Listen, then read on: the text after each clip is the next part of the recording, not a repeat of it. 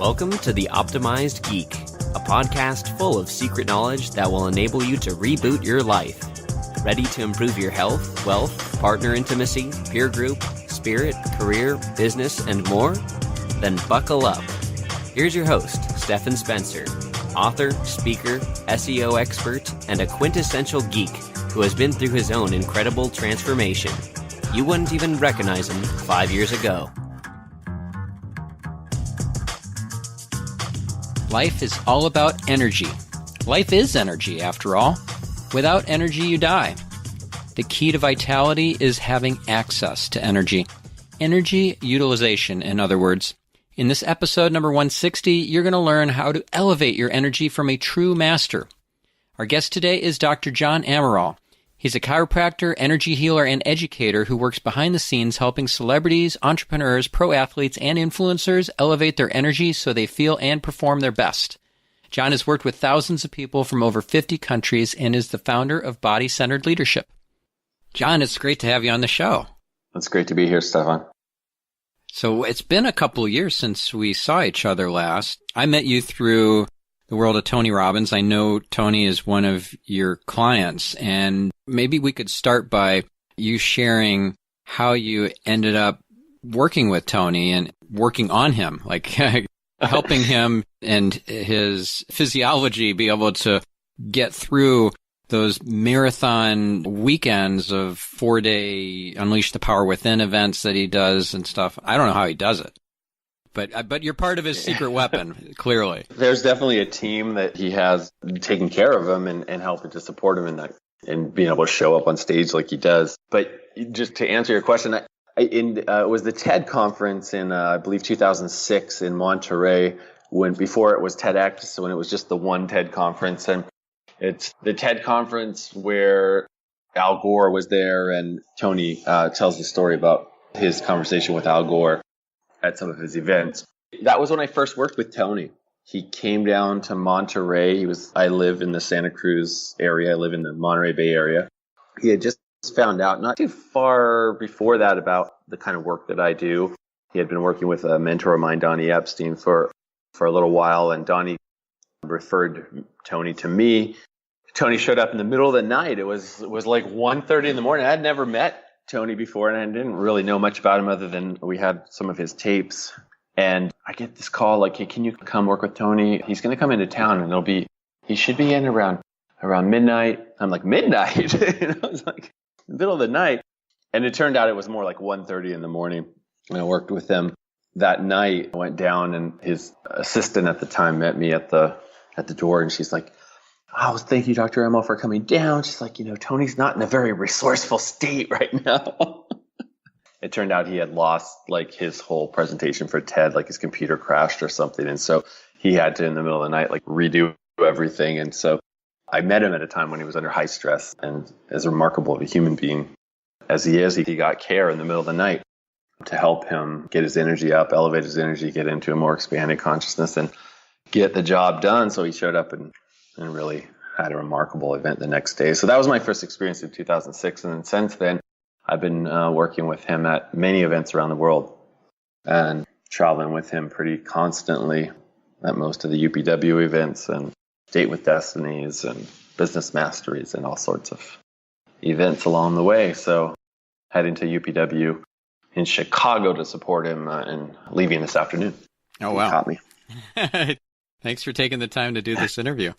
So what sort of work are you doing on Tony that helps him get in a more resourceful state, more expanded consciousness, healthier, more vibrant, more alive?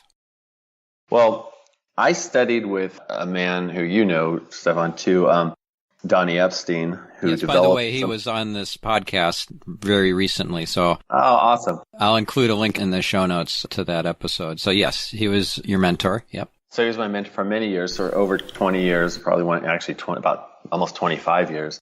And my wife and I had been working with him and teaching for him and studying his work. And then along the way, we were also developing our own methods too, in conjunction with and adding to and our own flavor and our own style and ways of working. And I do some different things with Tony than example, Donnie does, and Donnie's still working with Tony as well. So kind of branched, like I'll do more. My background is in chiropractic, it's the same as Epstein as well. So we come from a chiropractic perspective, looking at how the brain and body coordinate energy and information, and how you share basically energy and distribute it through your body in an effective and efficient ways. So when people are stressed, when people are under fight or flight, when you're stacking up all of the stuff that you have, you've got your finance stuff going on, you've got your relationship, you have your time crunch things, you have all the things that like concern about future events and what might happen, things from the past, where your body is in a stress mode. There's a whole physiology and a whole cascade of things that happen. About 1,200 physiological changes happen instantly when you get into a stress state. And the body goes into these adaptive patterns where tension starts building up in your spine, your posture changes, your breathing changes, your spinal cord gets stretched and under tension. And we have cultural terms like uptight, wound up, high strung. It's in the culture. We know when someone is at a high stress mode, you feel it in their vibration in their body. The cells are literally vibrating at a more frenetic frequency. And so the work that I do and is primarily focused on shifting the tension state of the body and helping to free up, bound up energy that's held in the structure of the body, and also access the energy around the body, because there's this field around the body you might call it the subtle energy body. There are a lot of different teachings about it from many different cultures around the world for thousands of years, from the Vedic traditions to the indigenous peoples of many different cultures. They all talk about a subtle energy system or subtle body that usually extends somewhere between 3 to maybe 8 or 10 feet from the body, the physical body. And that can be measured with instrumentation. HeartMath has done some really cool research with that. So there's science that supports it. We have a subtle body that to organize how the physical structure of our body shows up, and it also affects how the energy flows, and it affects our consciousness and how we perceive the world. And so I'm doing a combination of working with the physical and also working with the non-physical, the energy and the informational fields that organize how the physical reality shows up for us. So there's what that looks like in a hands-on session or an experience is, and I know you've experienced versions of this, Stephan, for sure. Yes, and you've worked on me too, and it was really, really cool. And so, it might mean touching the spine in different points. It might mean doing stuff off the body where we're not even touching the body, and then you see the body moving and energy flowing through the spine. Some people will feel surges of energy up through the spine. People will see colors, and people will experience, some people will hear vibrations and tones and sounds. The body can arch into these like positions where it's almost like a yoga kriya, where your body just expands and like starts going into an arch. Things start moving around, emotions start expressing, and it all is very spontaneous because what we're working with is the kind of the informational fabric that is organizing how things are moving on the 3D plane. And when you go into the matrix, you go into the energy and information field behind the physical 3D world, things can actually change really, really quickly. It's kind of like Albert Einstein said that, the field is the sole governing agency of the particle, which means basically the physical particle in the 3D world is controlled really by the energy and information field that you can't see. It's an invisible realm. It kind of is like the matrix behind the physical plane. And so through different systems and approaches and kind of a technology, really, we're able to actually get access to the kind of the code, the source code behind what's happening in the physical, and start to kind of tinker in that area with a lot of care, and mastery. But we can get really, really rapid changes in conditions and situations that have been not very responsive. When you try to work on something in the material world by going to the physical rather than going to the energy behind it, it's much more difficult. When you go to the energy behind the physical and you start shifting or changing it, it's an exponential and a very quick shift. So this is something that some of our listeners might say sounds kind of out there. And woo-woo, maybe? woo-woo. But in reality, this is backed up by science as well as by personal experience. If you ask around, you'll get anecdotal evidence, but you can just point to quantum physics and see that things like entanglement, that what Einstein referred to as spooky action at a distance, where two particles that are entangled, you affect one of them, and instantaneously across galaxies, potentially, the other particle would be instantaneously changed as well. So if things like that can happen, certainly there's an energetic field that goes beyond our body, beyond our skin, and that can be influenced. And when that is influenced, we can either be affected positively or negatively, depending on how that field is influenced, right? Yeah, absolutely, Stephan. And I mean, Nikola Tesla said, the 21st century is going to be the age of energy.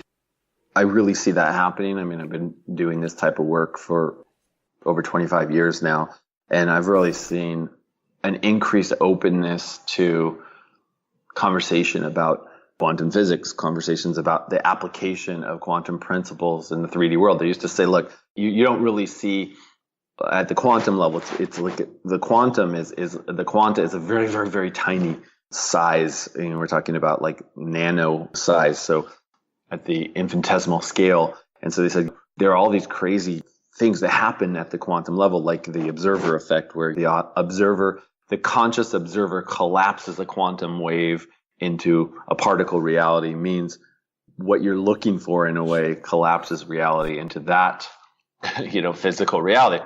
That was another topic that I discussed with another guest, the observer effect. Do you know who Amit Goswami is? I've heard of Amit. I'm not too familiar with his work, but he was a quantum physicist, full professor, and retired now. We had just a fascinating conversation on this podcast. I'll include a link in the show notes. So where you may have heard of him, or where he's most known for probably in just the regular world, not within the scientific community, is from the movie What the Bleep Do We Know? He was in that movie, which I loved. I loved that movie. So, well, yeah, I love that movie too. And I just actually spent a little time with Joe Dispenza, who's also in that movie, who's got a chiropractic background and is doing some real cool stuff around. Oh my goodness. He's on my wish list of people I really want to have on the show. He's great. So, but when you start to get sort of in the past, physicists and people say, look, you're not going to really see effects of what's happening at the quantum level in a macro world. But I very much disagree. In my 20-something years working with people, I have seen seemingly miraculous shifts and changes in people instantaneously. They can really only be, when you look at a scientific explanation, can only be really described as, look, this person actually, they did like a quantum shift. They went from one reality into a different reality, and it instantaneously happened. And the linear progression of like, you got to go through these steps and it's going to go from point A to point B over a period of time seems to get completely kind of bypassed. And really, when you look at dimensions of reality, you have like one dimension being a line, two dimensions being a flat surface, three dimensions being a 3D object. When you go into the fourth dimension, you really get into the dimension of time. And time is the ability of a 3D object can move about over a period of time. We're three-dimensional, but we're a multi-dimensional being, but we have 3 dimensions of volume. We can move about in the space of time. And then the fifth dimension, it gets into what's called superposition in physics, which is, it's the coexistence of it's clouds of probability and possibility of different realities all coexisting all at once. And partly we can look at like the observer effect in this quantum realm. When you're in a certain energy state and you're in a certain conscious observer, you in a way collapse the probability wave of what can be into a certain reality. And so a lot of the work that I'm doing is focused kind of in that realm. How do we change our energy state, and how do we expand our consciousness and our awareness so that we're in a really high energy state, we're in a very high level of awareness, and we experience a different version of reality because we're in such a zone, and everybody knows the zone who's done anything accomplished anything in life. We know that super creative zone where we're just in the flow and everything's working. And you kind of look around and you go, everything's work. It just, there's no effort. There's no struggle. Everything's manifesting just at this beautiful way. The phone call comes in, the finances are there, things are showing up. You're doing amazing creative work. There's nothing pulling you. There's no tension in you. And that place, I would say, is a very elevated level of energy. It's a very expanded level of consciousness where you're Csikszentmihalyi, Mihai Csikszentmihalyi was if anyone's familiar with like Stephen Kotler, Flow Genome or something, he did some stuff recently looking at the author of Rise of Superman, right? Yeah, exactly. So he talked about, and Csikszentmihalyi was the guy who did the Russian scientist He wrote the book Flow. Yes. And so I think he does a great description of what's happening in that flow state. I would describe it from a different angle, but I would say when you're in this extremely coherent, super coherent state in the body, which is you're entrained, your heart rhythm, your brain rhythm, your respiratory rhythm, they're all in sync with each other, and you are in a state where there's no dissonance, there's no fragmentation, everything is working like one. And that is the place that I'm really working. All the work that I'm doing physically and energetically is to help get the body and being into that place. Because from that place, that's where our highest level of creativity and our highest level of really, truly joy. Yeah. So Abraham Hicks talks about the vortex, and that sounds just like what you're describing. Yeah. I think there's so many different ways to describe this state and ways to get there. There are multiple ways to get there. We found a way that is really fast so that someone can go into a state within, maybe 5 to 7 minutes that might take somebody decades of meditation to really hit it, to really be able to sustain it and stay in this expanded place. Oftentimes we can take someone there on the table in less than 10 minutes. Yeah, but that's facilitated. They can't do it on their own in 5-7 minutes. They need a practitioner, a skilled practitioner such as yourself, to get them into that super coherent state. Yeah, I believe it starts with that in the way that we can get the whole nervous system, body, brain all coordinated. It's very helpful to have a practitioner or a highly skilled practitioner to take you into that. Once you learn it in a way, the brain and body goes through this learning process, then you can access it more and more easily on your own with just some simple practices and exercises that you can do. And you can get aspects of it even without a practitioner, but it certainly helps tremendously to have somebody take you there and kind of take you into that land for the first time. Because a lot of people don't have a real reference for what it feels like to truly be in a very highly coherent flow state. There are all different kind of levels to flow. That zone of total oneness, where you might say an awakened state of consciousness, where your whole body, your being you're in your body, you're connected, but you're expanded, you're open, you're soft, but you're strong, you're grounded, but you're floating, your mind is totally clear, you become kind of one with everything, you're fully aware, but yet you kind of disappear. Some people have touched that. Not a lot of people have spent a lot of time there. So it's really helpful to get kind of guidance into that area, and then it becomes easier to re-access. Right. And people can feel when you are in that state, right? When somebody shows up somewhere, walks through the door, they essentially light up the room. People just gravitate toward them.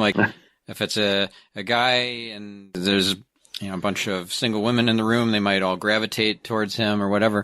And I learned this from Neil Strauss that if your kind of energy can be outside the skin, or it can be under the skin, or it can be on the skin, or at skin level, which I think was at the time very enlightening for me.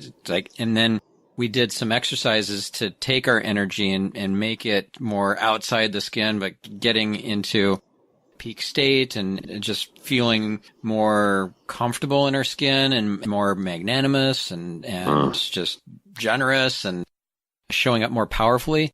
And then we had people, like our peers in groups, rate us before we did the exercise and then afterwards. It actually worked really well. And so I think that might kind of give the listener a sense for what it's like to get into this coherent state, super coherent state. And then also think about the fact that neurons are not just in our brain, but also they exist on our heart as well, in our heart. So we have kind of a heart brain as well, and we can sync that heart brain with our brain.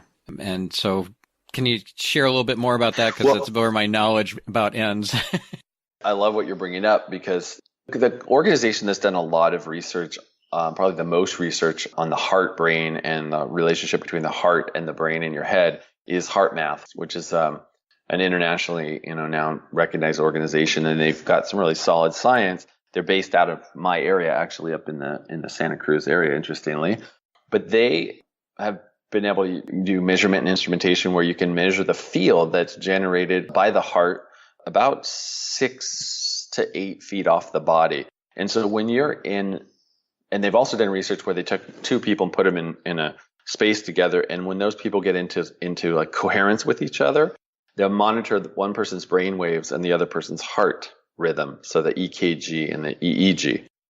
And when the person who has the most coherence in their heart, so they're in sync, their heart is open, their heart and brain are in sync with each other, they're in a coherent state. When they sit down next to the person, whoever is the most coherent in their heart will entrain or help the other person's brainwaves sync up to their heart, and then the person's brainwaves will actually show up in the other person's heart rhythm. So this is field being just in proximity to somebody's field of their heart, which is, again, it extends out from your body like almost maybe 6-8 feet.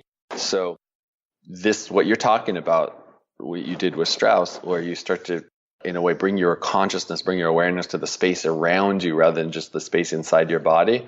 That space is real. It's filled with energy and information. And our sensory system, our nervous system is picking that information up from everyone around us. And we feel and sense, whether we're consciously aware of it or not, just like animals, like a dog will sense whether someone is sketchy or someone is, in horses, people will use horses for therapy just because they respond to you based on your energy. And so the nervous system, we're wired, our sensory system is wired to pick up this subtle information in the field around us and transfer that into our 5 senses. It's like a 6th sense. It's not like this is showing up in the physical plane. That's why HeartMath can measure that person's brain waves in their other person's heart waves. They actually will show up like in sync with each other, coherent with each other when people merge and become, in a way, in sync with each other. So you can measure this stuff, but you can't necessarily see it directly in the 3D world or necessarily sense it with your 5 senses. There's other sensory acuity and other sensory sort of aspects that you might call extrasensory perception, but the ability to tune into that which is not just in the 3D seen world. And I'd say that someone like Tony Robbins, someone like some of the great kind of masters at anything, it could be Kobe Bryant in basketball or something, how does someone like just know, like, this is the intervention that needs to happen, or they can pass the ball behind their back one-handed, they didn't even look, and they hit the guy perfectly. It's all coordinated through this entrainment and being in sync with a greater rhythm and an energy that's in and all around you in the field that sort of organizes and creates and shapes everything. So it might sound a little bit woo-woo. We're talking about the 0-point field or this ground of being or the source code or whatever you want to call it, but everything is absolutely connected. It's a scientific fact that things are entangled. You talked about spooky action at a distance, that your consciousness, if you focus on, if you're listening to this, I could guarantee you at some point in your life, there's someone you just thought of and they called you, or they just came into your consciousness and then you saw them and, right after that, or there's some other form of communication and knowing that's happening outside of just the linear function of your mental capacity. There's what I would call soul, and there's something that transcends the thinking mind, that where there's a knowing and there's a effortless flow that happens when we start connecting there. So Yeah. I don't know. And I've experienced it myself many times with like the stuff that you think is just beyond coincidence can just be commonplace, can be everyday miracles happening all over the place. Once you get into, you plug in, get into coherence. Like, for example, after an entrainment, Donnie, I had blissed out, laid on the floor, and was giving Deekshas remotely to various people, including people I didn't even like. And one of them was a guy I hadn't had any contact with for 15 years and hadn't even heard his name in well over a decade. He called me 4 days later on my cell phone to ask for forgiveness. And yeah, we had just a really amazing, powerful, healing conversation. And yeah, it just was amazing. And that sort of stuff can just be part of normal everyday occurrences, things that seem outlandish, so extraordinary and out of the ordinary. I've had this happen, Stephan, so many times where, and this is really because really the universe is in our consciousness. We're not just in some universe that is just out there and then we just happen to be in it. We're participatory. We're organized forces of the universe itself, experiencing itself as we evolved and grow in a brain and this body and this vessel to be able to sense in a way where more and more of what we, kind of come from. But for a lot of us, I mean, we're all limited in what we can experience of quote unquote reality. And so as we're evolving and we're growing and we're experiencing more and more of the kind of the fabric of what we're made of, things become like miraculous things become commonplace. I mean, this is so many times you talked about this experience you had with just bringing this person into your consciousness, or they came into your consciousness and then he called you up. I've had many, many times over the years, people on the table. There were two sisters I was working with in Austin at an event, and I was working with a pattern that was going on in their physical spine, in their body, like anchored or locked in. You set these anchor patterns that will hold around a trauma or an incident when you haven't resolved it. And so the body will bind up energy, bind up tension, and you'll be holding on to something. Literally, you're holding it in your structure of your body, and it creates a certain frequency or a resonant vibration in your body, and that is then transferred into the field around you, and you're entangled, so it's connected into whoever it is that you're not resolved with. So these two sisters, I didn't know this, but they had a falling out with an estrangement from this brother for like over a decade. They were on the table together. I was working on multiple tables at once, and I was going to one, and I was going back to the other one, and as I was working on them, one began to cry, and then the other one was like getting really angry, and they had all this expression going on. And after the session, I said, like, what was coming up? And they said, like, both of them separately, without communicating between them, had recognized that there was something around their brother that had just come up. And literally while they were on the table, they were still in process. And they told me this after the fact. They both got messages. He called them both and left a message while they were on the table going through that process at the exact moment that it was unwinding, and just said, I'm just thinking of both. You just came into my awareness, and I just want to let you know it's time to be done with this, like whatever this is. And it's time I love you both, and I want to reconnect with you. And so that happened with another person I was working with around a cousin of his that he had a big fight with, and he just like forgave her as we got into this area around his lower neck and all this anger, and he was projecting all this stuff. He was holding her. He was entangled with her. He was holding her in a certain pattern because ultimately that's what we do. We think it's the other person, but we're a participant in it as well. So when we, in a way, release the hold that we have on our end, it has to shift somewhere else. Whoever's in a way entangled with us, they have to shift. There's no way for it to not shift. That's a physics fact.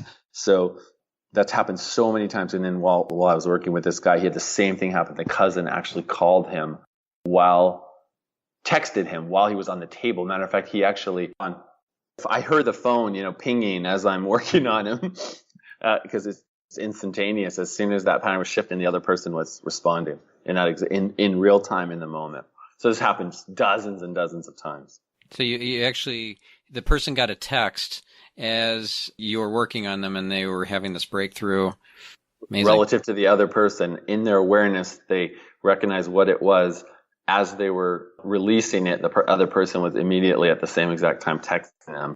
It's happened, dozens of times over the years. It's like the observer effect, where we see somebody or we observe somebody and we collapse them down by characterizing them to the version that we think of. And there's so much more than that.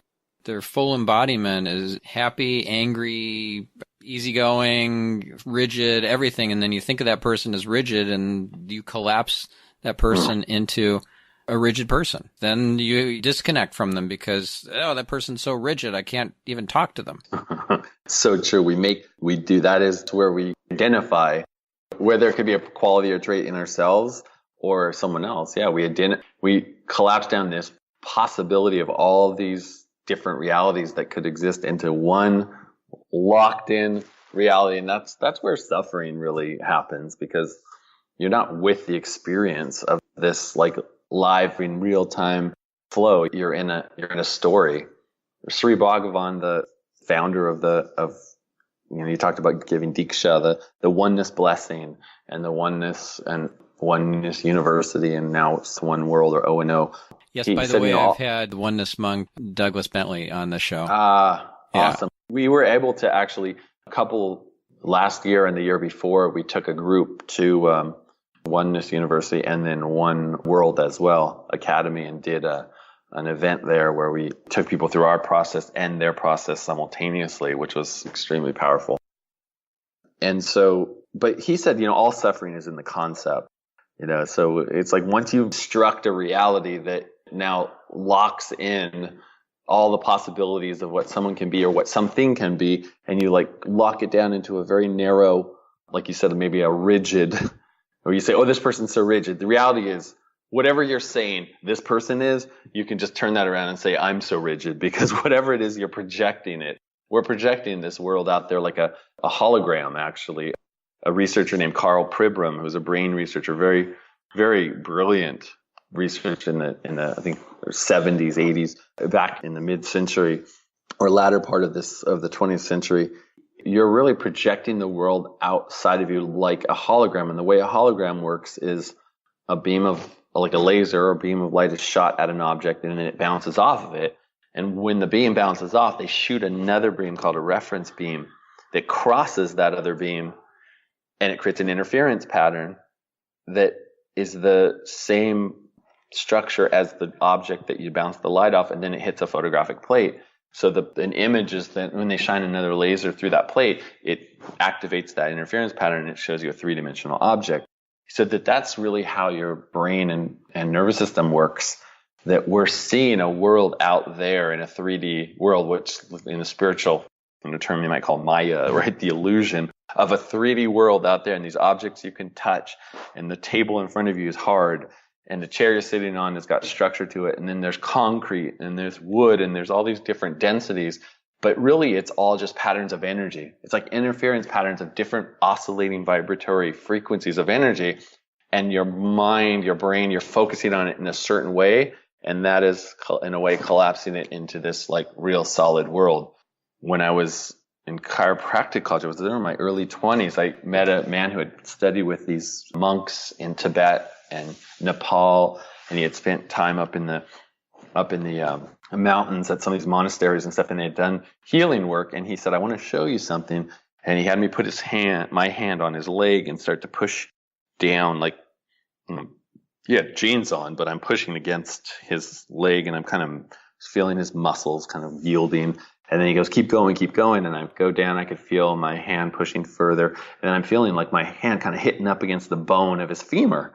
And he goes, keep going. And I go, okay. So I keep pushing down, and I could feel the bone of his femur actually itself just start to kind of yield. And think of like clay or Play-Doh or something. My hand just went right into his bone. And pretty soon, after about 30 seconds, my hand was all the way down into the center of his femur. Now, there was no blood or anything because I wasn't penetrating the skin, but his whole structure had gone from the illusion that it's just solid to energy and information. And so when my hand was going in, his whole body, my whole body, and then the field around us all started going into this pattern of energy, and everything just in my consciousness, I'm looking at him, and I'm young. I never had an experience like this. And his face was like, looked like it was vibrating through different frequencies. And I was seeing like different faces, and it was like, it was tripping me out. I'm going, what is this? What I came to realize later, and then I pulled my hand out, and he's like, okay, there you go. And I was like, well, what does this mean? He just was showing me a little window into another reality where nothing is solid. Nothing is just like static. And so I got this experience of seeing his body and face and everything become like amorphous. And I could see like different faces in a way, like flipping through like cards in a Rolodex or something, just like these different, and it was wild. But the way I came to understand it later was like, there are all these different versions of us that are coexisting. That's in this like fifth dimension of what physicists call superposition. There are ways to get access in a way into that realm where we can start to kind of suspend or shift or change which 3D world shows up. This can sound really far out there for some people who are like, whatever, dude. But this has been my life focus and my experience. And I've been able to have many, many like mystical experiences where I know for a fact in every cell of my being that the world is not a solid, structured place. The body is not solid. Everything can change. Everything can shift in an instant. And all we need to do is shift our consciousness, our awareness level, and shift our energy state. And so many things are possible. Cancers can just be gone in an instant. I've had patients that I've worked with where they had been diagnosed with breast cancer, and they went and they were on my table, and there was a shift, and they felt themselves shift into a different reality where that nodule or notch was gone. They look for it and it's gone, and they go in and get tested and it's not there. And they're like, what happened? Spontaneous remission. What happened? Well, they literally flipped, in my experience, into a different version of themselves. And in that reality, they did not have cancer.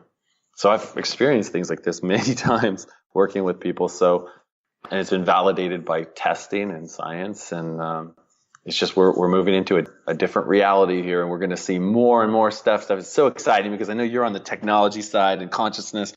You're interested in all this stuff, and I love what you're doing here. Technology and consciousness is like merging. I really agree. I mean, Tesla was a brilliant dude. He really said, in the 21st century, that's really where energy is going to come to the forefront. We're just in the very beginning of the 21st century. We're going to see unprecedented exponential growth in everything when it comes to the stem cells, to how we organize, and probably will be, I think by the end of the century, we'll be able to regrow organs fully. They're already working on that. Probably be able to regrow arms and legs. We're just making massive progress. We're at the very beginning of this. Yeah. So it's like, what a gift you were given in your 20s to have essentially been given the red pill by Morpheus, right? Yeah. So you got to see the other side, outside of the hard, knock on wood, like this is a hard physical thing, but it's actually mostly space in between the atoms. And to experience that at such a young age, an incredible gift. I didn't get my awakening experience until I was in my 40s. So it shifted me, and I was in India on a oneness trip with Tony Robbins and a bunch of platinum partners. And I was 42 at the time. But yeah, everything shifted after that. It's been an incredible ride. So I want to delve more into the technology side of it a little bit, and how things like extrasensory perception can actually be just part of our normal five senses with the assistance of technology, and technologies that are even being developed as we speak, kind of a merging of quantified self, this QS movement with what you're doing. But before we do that, I do want to mention, when you were talking about he's so rigid sort of example that I gave, and you're like, the opposite is very likely to be true. That reminded me of what Byron Katie teaches. Katie was on my show, and that was an incredible episode, one of my very favorite episodes. I'm going to have to go listen to that one. So good. She's one of my favorite people. And she talks about the turnaround, and there are multiple turnarounds. So you have a thought, and this is where the suffering is in the thought. and the belief that that thought is true. You apply the turnaround like, okay, so my thought is he's so rigid. One turnaround would be, well, actually, I'm so rigid. Or another turnaround is, well, actually, he's so flexible. And you try these other turnarounds on for size, and you run those through the 4 questions as well as your original thought. Her 4 questions are, is it true? Can I know with absolute certainty it's true? How does that thought make me feel? And what if this thought didn't exist? What would life be like? So powerful. I'm a huge fan.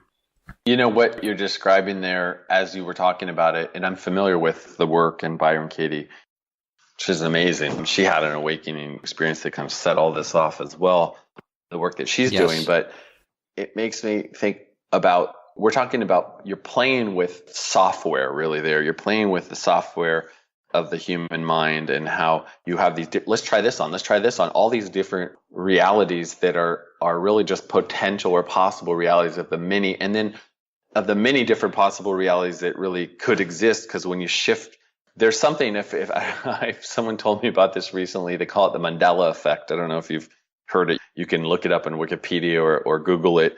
But the Mandela Effect is this speculation about people remembering things in certain ways and then going back and finding that it never existed in that way. So they hear a song and they were sure that, like Queen, We Are the Champions, right? Everyone remembers it as at the very end of that song, we are the champions of the world. Like most people remember that's how it ends. Well, the song never ended that way. There's all this pop culture stuff that people remember in a certain way that when you go back and look at it, it wasn't actually created that way. So our mind can lock into a reality that, optical illusions are like this as well. You see something that was never there, but you created it in your mind because the way the light hit in a certain way or the pattern. And so there's our software, our hardware is designed to do things with information around us and sort of like collapse that into a 3D world that makes sense based on our culture and our conditioning. Well, the piece that I'm doing when I'm working with a person is kind of working with the hardware interface itself, which gives you more flexibility to play different variations of software and try different things on and have less investment in it being a certain way. So as your body and brain frees up its pattern of holding, suddenly that thing that triggered you in the first place no longer is relevant because you're no longer in that architecture. Your hardware got in a way upgraded, and now you're open to play different software. And the world changes because you're trying on different versions of reality. And you're like, you have the flexibility to do it. So it just made me want to riff on that a little bit, because the work is, so on Byron Katie's work, is so much focused on changing those different options for different realities. And it goes so well with the work that I'm doing, which is changing the very hardware itself, which can play those different realities. So you get a great combination, great new software, a great upgraded hardware system, increase the flow of energy, increase the coherence, expand the consciousness. It all gets really cool. Yeah, and throw in some oneness, like top it all off. Exactly. Yeah. Expand beyond the thinking mind and connect into something that is transcendent. Yeah. And by the way, we've got to go into the BCL retreats and like the Oneness Retreat that you did where you went to India. But first, let's get back to this idea of like extrasensory perception, ESP. Yes. So you were talking about how we can get in sync with other people through just the field. And one example of that I think most listeners will be familiar with, especially women, is that women's cycles synchronize. A group of women are together. They don't need to communicate at all about this, but their cycles, the menstruate, will kind of collapse into the same time period, even if their cycle is normally completely different from the other people that they're in the group with.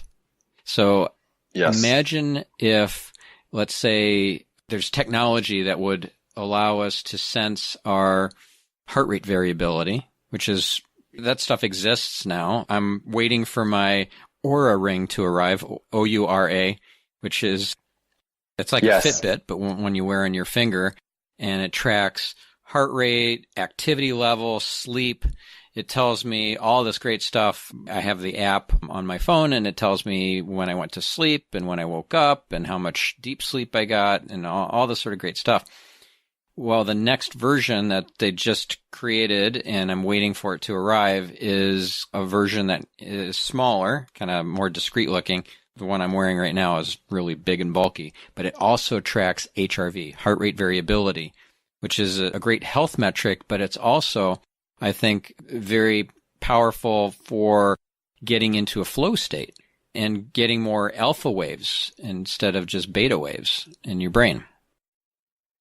Yeah, it's beautiful. I mean, I love the technology that's coming online. I think it's like I'm familiar with the Aura Ring. I'm familiar with a lot of the kind of the new generation of kind of biofeedback and how much more sophisticated things are getting. It's just going to keep going in that direction. And I think there's an important kind of combination of looking at data that you can check yourself and see, what are the numbers here, and is my awareness actually in sync with that? Because actually there's been a good deal of research on what's called somatic awareness, which is the ability to sense, articulate, be connected to body sense and emotion and feelings and what you're sensing in your body, and actually be correct about it. A lot of people feel things in their body that are not happening, or don't feel things that are happening. A lot of people will just drop dead of a heart attack because they didn't even feel anything going on prior to that, but there was a lot of feedback that they were missing. And then other people will be super hypersensitive and feel everything, and they'll be having an anxiety attack, and there's nothing actually physically detrimental going on. So there's a big range of somatic awareness of people that are super hyper aware, people that are not aware at all. And one of the things that I think this technology starts to bring into play is feedback for people that don't have much somatic awareness, to help them get some information, and also to help people that have high somatic or body awareness start to dial it in and get more specific with it. And I think we're going to see just huge strides in this area and people getting more in sync and more in tuned. I think the danger sometimes is that people can look at a number or just get information and data, but they're not really connected. It's kind of like I was watching the John Oliver, if anyone's familiar with the HBO John Oliver show, he's funny, yes. The other night, and they were making fun of an app that is it was either Trevor Noah or John Oliver, one of those two. They were making fun of an app which was someone developed, which is you hold the app up and you listen to the baby crying, and the pediatricians have deduced by the cry there's a high percentage within a high whatever. How am I trying to articulate this? It's highly accurate in determining whether the child is crying because they have a wet diaper, because they're hungry, because they're this or that. And it's a little ridiculous when you start, when you're that disconnected from energetically from another human being, that you have to use the app, this technology, to try to figure out why is this baby crying, rather than pick up the baby, check the diaper, have this human interaction. So I think there's a range that we're exploring between biological cues. And this is where the ESP, kind of extrasensory stuff, comes in, where I believe that we to get better at sensing the subtle energy field around us and within us, and then transferring that into usable information in the 3D world. And we also need to get some real data too, and make sure that we kind of combine those together, because I think they're both important. I think a way that would be maybe another way to articulate this is that you need to maintain a high emotional intelligence as you're getting augmented with different devices, wearables, and things like that give you additional data on the world around you, your own biology, and so forth. So like your heart rate variability, your posture. There's this thing called a Lumo Lift that will signal you if you're slouching, and there's so much stuff. And then if you tie it into extra somatic awareness, you're taking that in as somatic feedback, and not just looking at an app and saying, oh, I guess I should change the baby because app says so. Yeah, because if you're not really connected, and connected is, are you in sync with the rhythm of your body? Are you in tune with yourself? Are you in sync with the people around you and what's going on around you? And not just in your head, observing it and looking at it as data, like people in your life are an informational matrix, and this feedback from your body about your heart rate variability and stuff is just like informational, and you're trying to like operate your body like a machine that you're not really connected with and really in tune with. It's devoid of the human element of exactly what we're going for. We were going for being truly connected in your heart and your mind, your body, your soul, all one. So I think we're just going to see things coming more and more into a realm where I think their sensory perception of the subtle is going to increase if that's where they decide to focus, and their ability to get real feedback from also like 3D world feedback from these kind of devices is going to be great. The challenge I see for some people is they really are going really onto the data side, and they're not going into the emotion and biological side, and that's kind of why I founded the body-centered leadership. Yeah. So they're missing the consciousness part. You have this body-centered leadership courses, you have retreats. Like, do we have a few minutes before you go to talk about what these retreats are like and courses?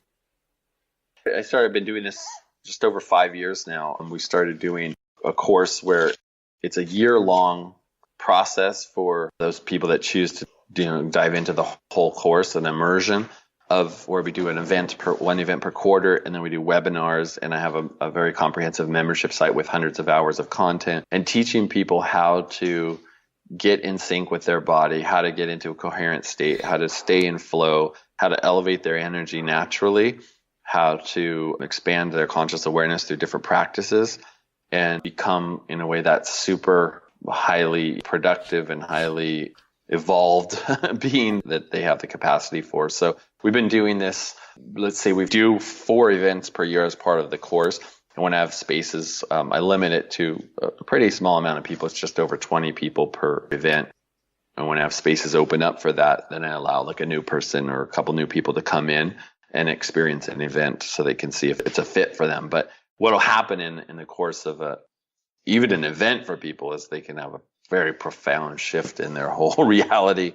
And I've had people, like come into this program with like serious health conditions that have totally cleared up. People that have like changed relationships, changed jobs and careers, had massive growth in virtually all areas of their life. So we also do some special events where we go outside of beyond just that year program.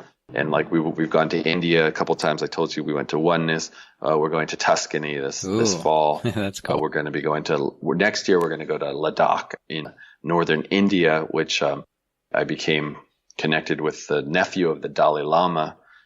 He has invited us to come up, do our event in one of the monasteries up about at 10,000 foot elevation up in northern India. So we're doing some cool integrating our work with also going to like sacred sites around the world so that we can be in these energies, these super high, because the environment, the energy in these certain areas. And I know, Stephan, you travel and you're connected in this way, but you go to these certain areas of the world where this energy is super conducive to healing and to going to the next level. And so we're looking for Sedona, those places that are going to be really. And yeah, you definitely feel the energy. We're going to do Sedona in November. We have an event in Sedona. We just went and checked out some of the vortexes, and it's really cool. So we'll be doing one there too. Well, it sounds amazing. I want to go. How would somebody find more details and sign up, be part of your BCL program? You can just go to johnamaral.com there's a few options there. Like you can find out about like future online courses that I'll be doing online only. You can also find out about my body-centered leadership program there, and it'll lead you to my body center. You can also go right to bodycenteredleadership.com, which is the site for that program. But if you just go to johnamaral.com, that'll get you to where you can find out more and you can request information. Perfect. Well, thank you, John. And thank you, listeners. I hope this has expanded not just your mind, but your consciousness and the field around you. So if you want to learn more, go to bodycenteredleadership.com, go to johnamaral.com, and of course, go to optimizedgeek.com, where you're going to get the show notes for this episode, checklist, actions to take from stuff we discussed in the episode, and all the links to the different resources and relevant episodes, and also a full transcript. That's all at optimizedgeek.com. So this is Stephan Spencer, your host, signing off. We'll catch you on the next episode of The Optimized Geek. Thanks for listening to The Optimized Geek. Your host has been Stephan Spencer, whose own transformation is chronicled in the upcoming book of the same title. Stephan is a 3-time author, professional speaker, and leading expert on SEO and online marketing. Remember, true happiness comes as a result not of outside circumstances, but of your own actions and attitudes. Life happens for us, not to us. Subscribe for groundbreaking insights, inspiration, strategies, technologies, and distinctions that will facilitate your own personal transformation. Simply visit www.optimizedgeek.com and please review us on iTunes. Until next time.